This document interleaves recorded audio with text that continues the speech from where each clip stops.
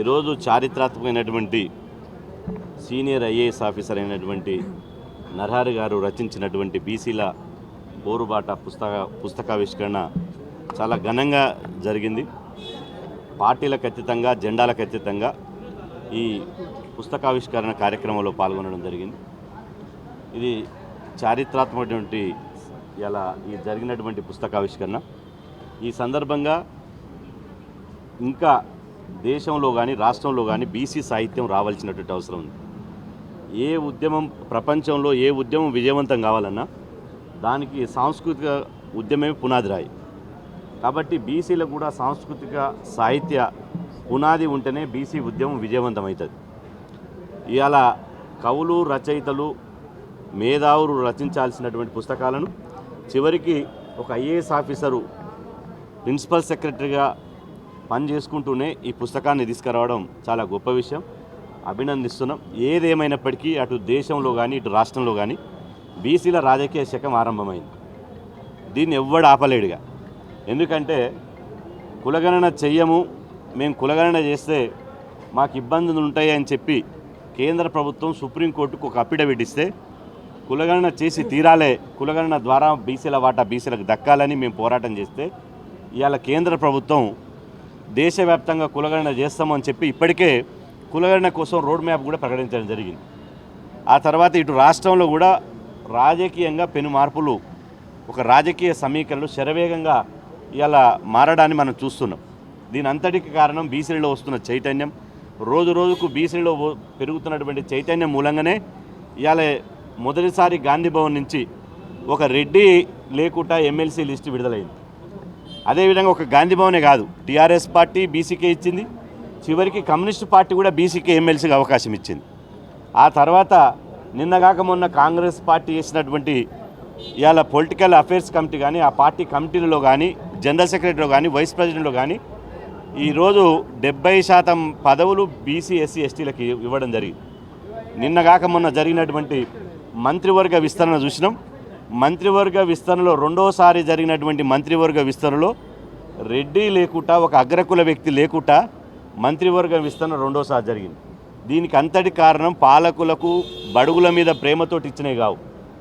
బీసీలంతా చైతన్యమై మా వాటా మాకు కావాలి, కులగణన జరగాలి, కులగణన ప్రకారం దాని ఫలితాలు దక్కాలని మేము పోరాటం చేస్తుంటే ఇవాళ అందులో భాగంగానే అన్ని రాజకీయ పార్టీలు పోటీపడి ఇవాళ బీసీ నినాదం ఎత్తుకునే సంతోషం.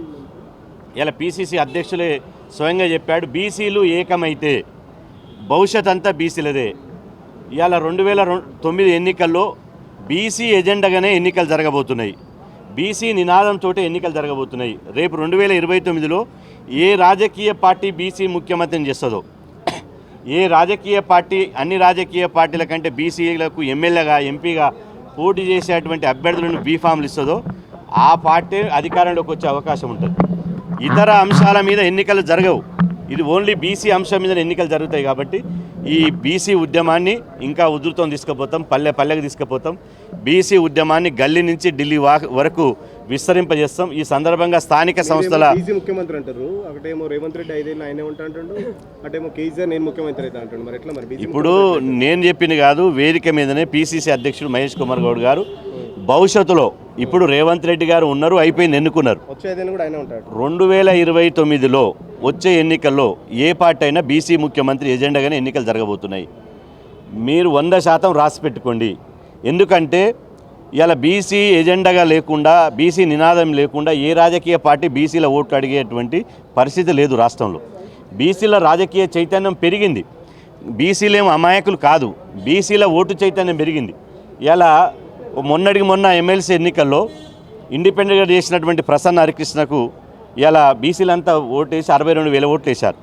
బీజేపీ ఒక బీసీ అభ్యర్థికి, మల్క కొమరే గారికి, ఒక బీజేపీ బీసీ అభ్యర్థికి అవకాశం ఇస్తే బ్రహ్మాండంగా మల్క కొమరే గారు గెలిచారు.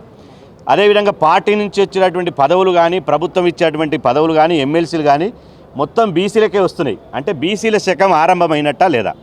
కాబట్టి దీన్ని గ్రహించుకొని పార్టీలు నడవాలి.